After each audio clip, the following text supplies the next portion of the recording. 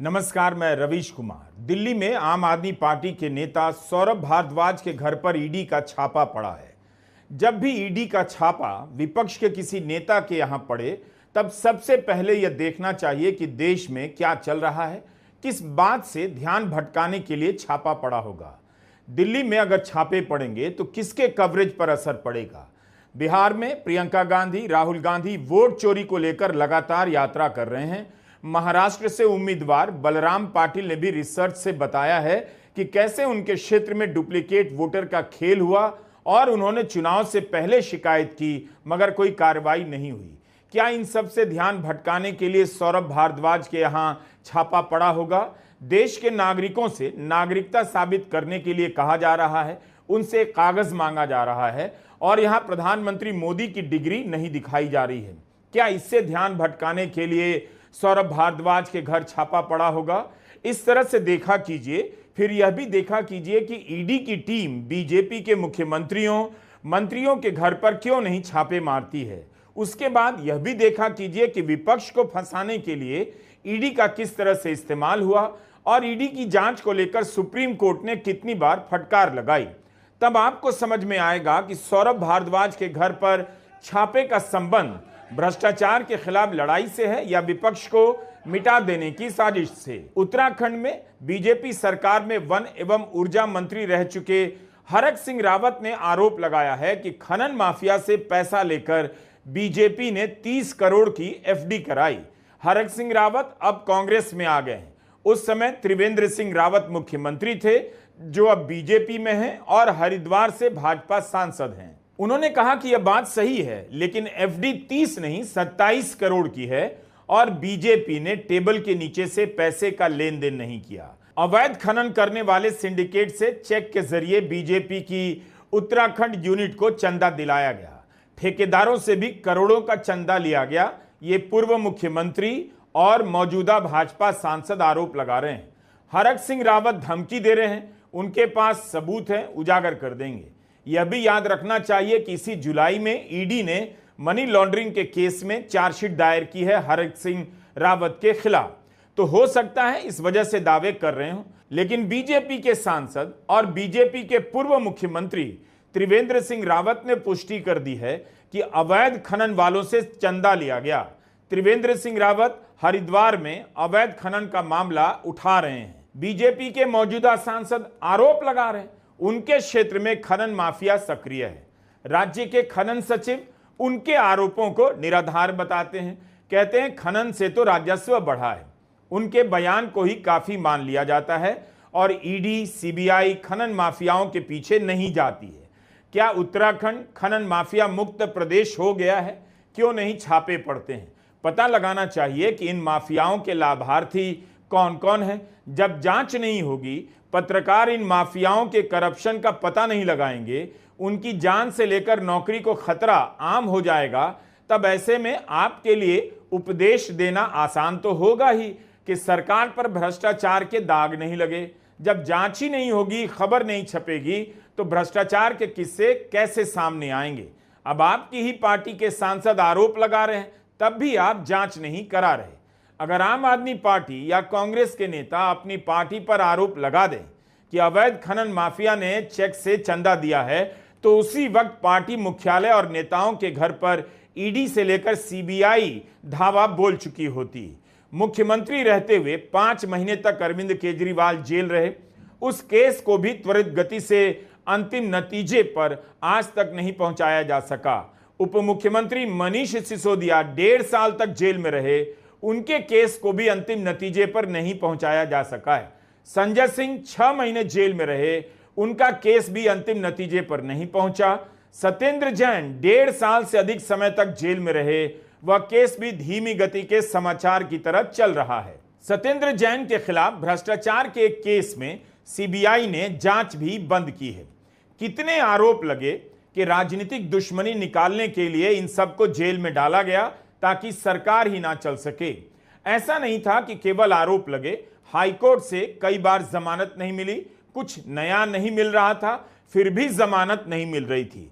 तब कई महीनों की जेल के बाद जमानत मिली भी तो सुप्रीम कोर्ट से। सुप्रीम कोर्ट ने संजय सिंह से लेकर मनीष सिसोदिया की जमानत के समय क्या क्या नहीं कहा है, जिससे पता चलता है कि ईडी का किस तरह से राजनीतिक इस्तेमाल हुआ होगा।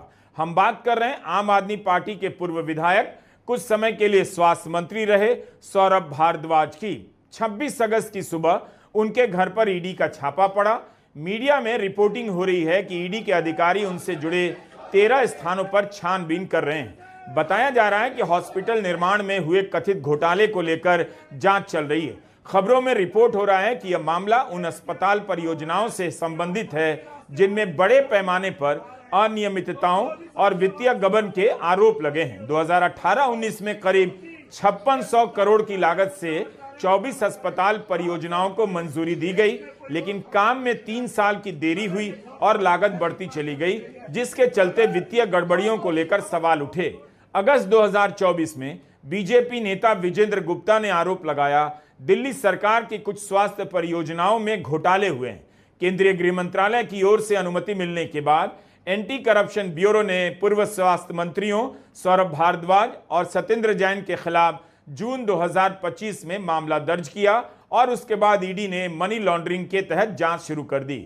उस समय संयुक्त पुलिस आयुक्त मधुर वर्मा ने कहा था लगभग 3 साल और 800 करोड़ रुपए के खर्च होने के बाद भी 1100 करोड़ रुपए की आईसीयू अस्पताल परियोजना केवल 50% पूरी हुई है।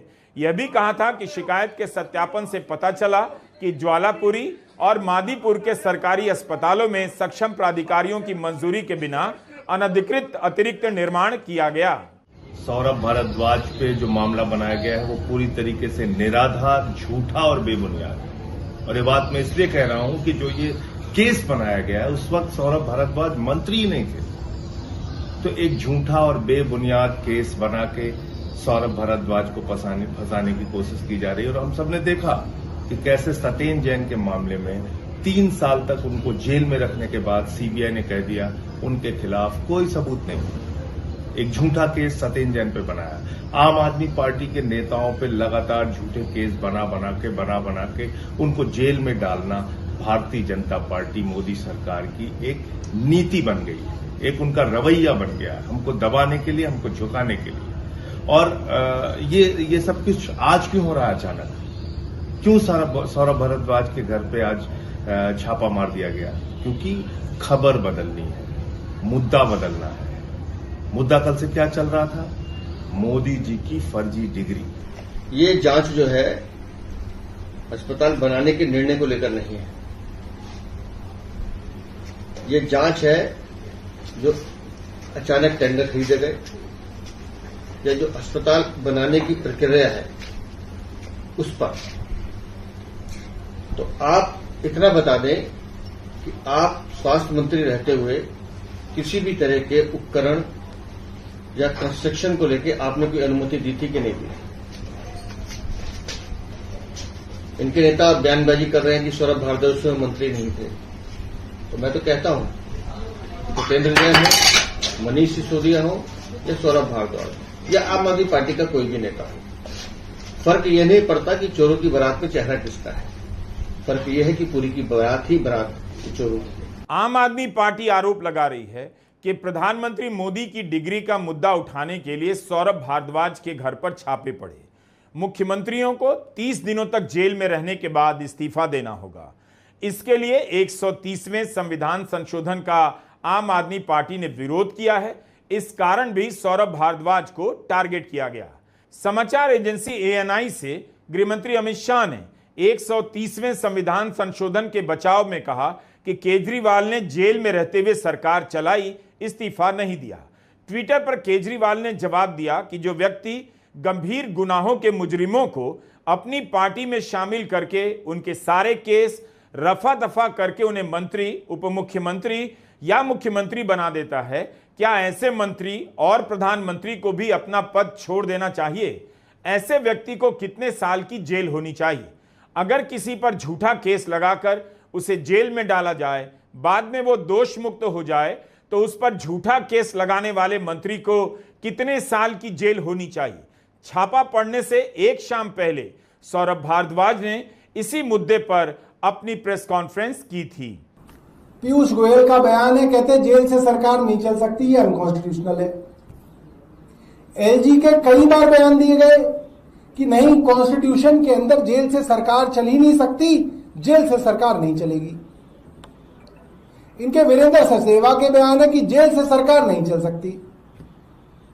इनके ऊपर से नीचे तक जितने भी मंत्री हैं, जो भी इन्होंने पढ़ाई करी है, कानून की पढ़ाई की है, जो भी करी है, असली की है, नकली की है, जो भी है इनके पास, ये सारे पढ़े लिखे मिलकर कहते थे कि कानून और कॉन्स्टिट्यूशन में लिखा है कि जेल से सरकार नहीं चल सकती। और अरविंद केजरीवाल ने अकेले साबित कर दिया कि इनकी पूरी की पूरी बटालियन ऊपर से नीचे तक अज्ञानी और अनपढ़, इन्हें पता ही नहीं कॉन्स्टिट्यूशन में क्या है। साबित कर दिया अरविंद केजरीवाल ने, जेल से सरकार चल सकती है। कॉन्स्टिट्यूशन इजाजत देता है, संविधान इजाजत देता है, इसलिए इन्होंने ऊपर से नीचे तक हर जगह चले गए कोर्ट में। कोर्ट अरविंद केजरीवाल जी को संवैधानिक तौर पे नहीं हटा पाया। तो अरविंद केजरीवाल को संविधान की समझ इनकी पूरी बटालियन से ज्यादा है। नंबर एक, हम कहते थे कि सरकार जेल से चलेगी, ये कह रहे थे नहीं चलेगी। हम कह रहे थे चल रही है, ये कह रहे नहीं चल रही। आज इनका प्रवक्ता चीख रहा है कि 160 दिन इन्होंने जेल से सरकार चलाई। हम तो पहले ही कह रहे थे जेल से सरकार चल सकती है, और हमने चला के दिखा दी। और इन्होंने आज मान लिया कि यहां अरविंद केजरीवाल संवैधानिक तौर पे भी सही थे, और जो अरविंद केजरीवाल कह रहे थे कि मैं जेल से सरकार चला के दिखाऊंगा, वो अरविंद केजरीवाल ने चला के दिखा दी। आज इनके प्रवक्ता ने खुद मान लिया कि 160 दिन जेल से सरकार चली। अब आखिरी बात जो हम आपको पिछले 2 हफ्ते से कह रहे हैं कि ये कानून अरविंद केजरीवाल के लिए ही लाया गया है। केजरीवाल ने जेल से सरकार चलाई, इसमें अनैतिकता खोजी जा रही है, लेकिन केजरीवाल या विपक्ष के नेता को एजेंसी के इस्तेमाल से फंसाया गया होगा, जेल में डाला गया, इसमें अनैतिकता क्यों नहीं खोजी जा रही है? क्या गृहमंत्री अमित शाह भूल गए कि जब केजरीवाल के जेल जाने पर इस्तीफा देने को लेकर बार बार याचिकाएं दायर होने लगी, तब दिल्ली हाईकोर्ट ने क्या कहा? कोर्ट को कहना पड़ा कि अगर इसी तरह याचिकाएं आती रहीं तो हमें जुर्माना लगाना पड़ेगा, या केजरीवाल के ऊपर है कि वो इस्तीफा देते हैं या नहीं। लेकिन ऐसी कोई संवैधानिक बाध्यता नहीं है जिसके कारण उन्हें इस्तीफा देना पड़े। फिर नैतिकता का सवाल अब क्यों खड़ा किया जा रहा है? गृहमंत्री अपने विभाग के तहत काम करने वाली जांच एजेंसियों के बारे में क्यों नहीं कुछ कहते? सीबीआई गृह मंत्रालय के तहत काम करती है और ईडी वित्त मंत्रालय के तहत। क्या इन जांच एजेंसियों को नैतिकता, निष्पक्षता और निर्भीकता की जरूरत नहीं है? सुप्रीम कोर्ट के जस्टिस उज्जवल भुयान और जस्टिस सूर्यकांत की बेंच ने आदेश देते हुए कहा था कि सीबीआई देश की एक प्रमुख जांच एजेंसी है। यह जनहित में है कि सीबीआई न केवल निष्पक्ष हो, बल्कि उसे ऐसा दिखना भी चाहिए।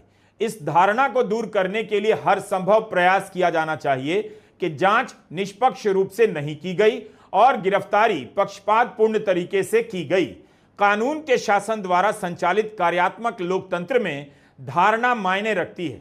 सीजर की पत्नी की तरह जांच एजेंसी को भी निष्पक्ष होना चाहिए।